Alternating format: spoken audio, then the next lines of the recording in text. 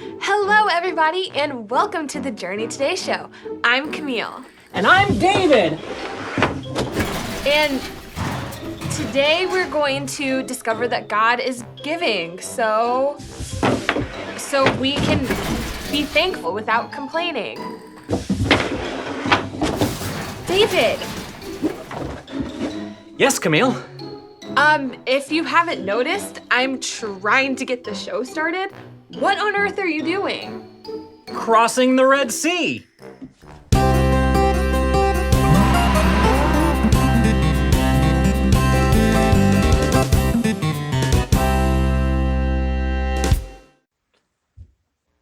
Crossing the Red Sea? Really, David? That is like the corniest dad joke ever.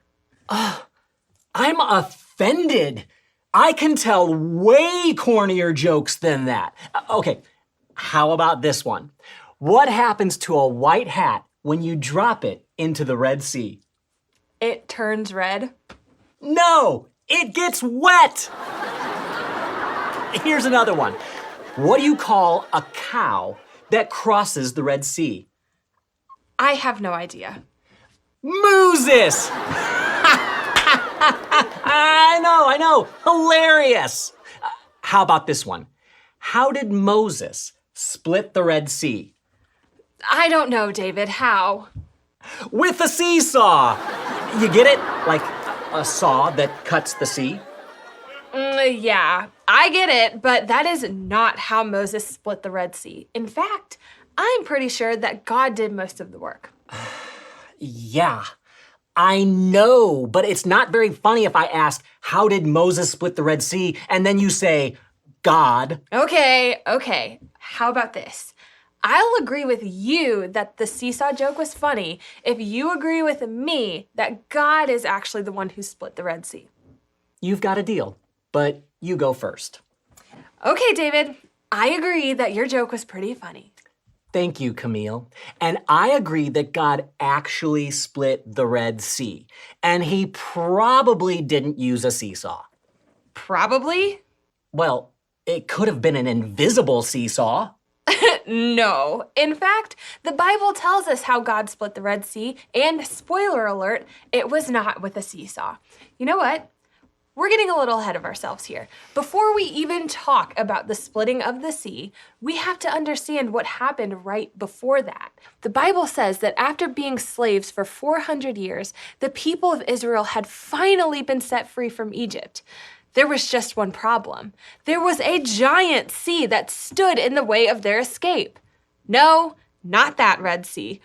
The Red Sea is a giant body of water that sits on the border of a country called Egypt. That's right. Meanwhile, back in Egypt, Pharaoh couldn't believe he had just let all of his slaves go.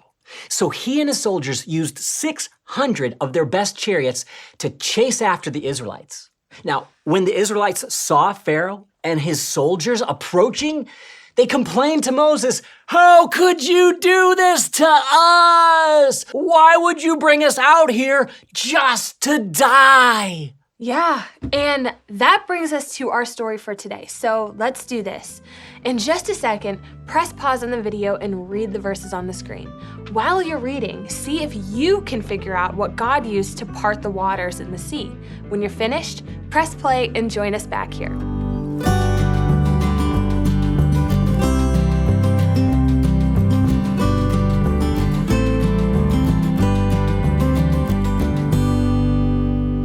Okay, Camille, so I guess you're right. God didn't use a seesaw to split the Red Sea. No, he definitely didn't.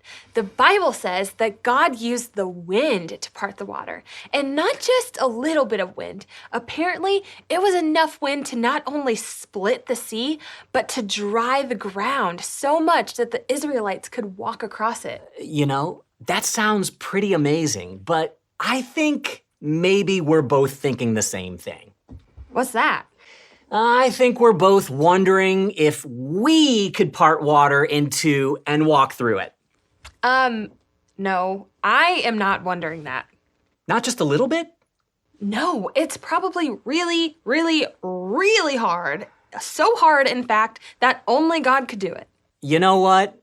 You're probably right. But I guess there's only one way to find out. So here's my challenge. Let's go out to the pool and see if we can part the water enough so that we can walk through it on dry ground. If all goes well, we won't even get wet.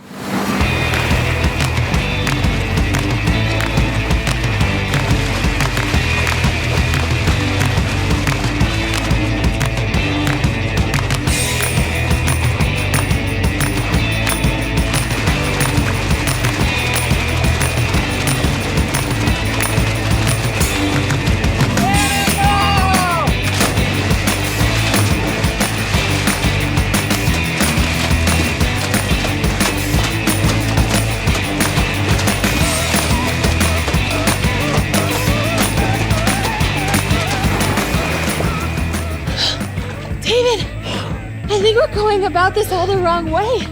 The Bible says that God used a strong wind to part the waters. Oh, Camilla, that's a great idea.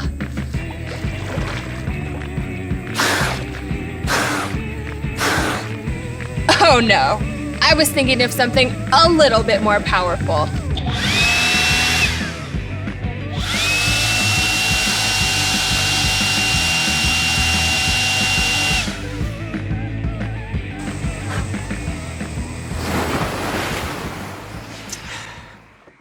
Okay, so what I think we both learned from that challenge is that parting water in two is really, really, really, really hard. No, I didn't learn that because I already knew it.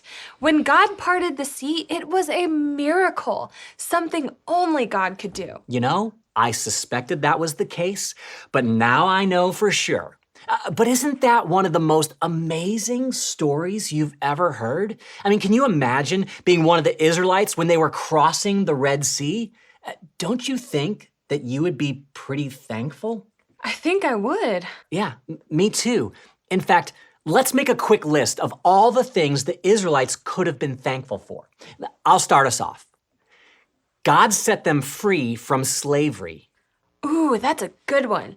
God also protected them from Pharaoh and his army. And of course, God parted the Red Sea so they could escape. Yeah, also, later, after they had crossed the Red Sea, he gave them food and water in the desert. Now, that's a pretty impressive list. If God had done all those things for you, do you think you'd have much to complain about? I wouldn't think so. Me neither. But that's exactly what the Israelites did. God gave the Israelites everything they needed: freedom, protection, food, water. But they still complained. In fact, they eventually stopped trusting God to take care of them, and because of that, God made the Israelites wander through the desert for the next 40 years. I mean, can you imagine complaining like that after God had given you so much? Unfortunately, I think we can. Yeah, I think you're right. Yeah, because we can be just like the Israelites sometimes. Let me show you what I mean. In the same way the Israelites had a lot to be thankful for, we have a lot to be thankful for too. Let's make another list, but this time, let's show the things that we have to be thankful for. I'll start us off this time. God gives us food to eat. He gives us a place to live. He gives us family and friends who love us. He gives us a church where we can learn about him. He gives us strengths and talents. He gives us peace when things get hard. That's a great list. God has given us all these things, so you might think that we would never complain about anything. But do we? I hate to say it, but I know I do sometimes. Yeah, me too. And I'm pretty sure you guys do it too. In fact, here's what we're going to do. We'll show you some things on the screen that kids might complain about. I want you kids at church and at home to read them out loud with us. But when we read them, we have to do them in our whiniest voices. Are you ready? Here's the first one. It's not fair. My brother got a bigger piece of cake than I did. Ooh, that was a good whiny voice. Okay, Here's another one. Why do I have to eat that? It tastes so gross. How about this one? Why can't I get that new video game? I don't get to have anything fun. All right. Let's do one more together. But this time, let's use our super duper whiniest voices. Okay, are you ready for this, Camille? Here we go. I always have to go to bed early. No one else has to go to bed this early. Now, those might have sounded a little extra whiny, but have you ever said things like that before? Yeah, I'll bet we all have. But that's not what the Bible tells us we should do. Take a look at our Bible verse for today. It says, do everything without grumbling or arguing. Philippians 2:14. You know, that gives me an idea. One of the best ways to combat grumbling and complaining is to talk about what you're thankful for. So let's answer a question that helps us do that. Here's my question. What has God given you that you can be thankful for? Press pause And discuss.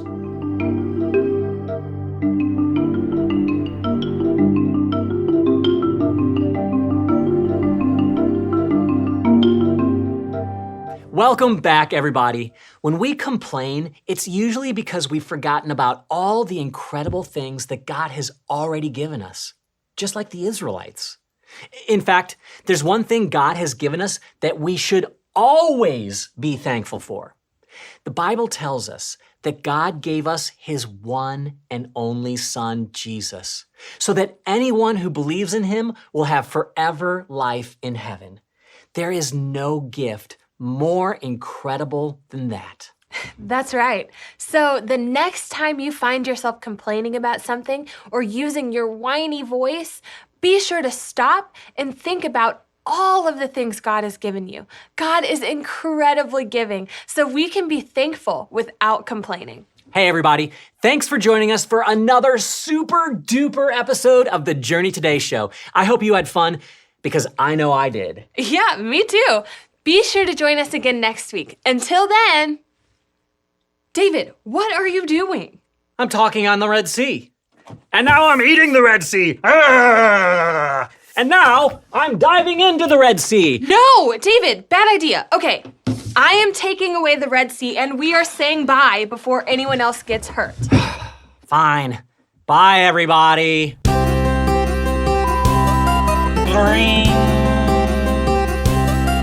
Hello, JTS, this is Camille.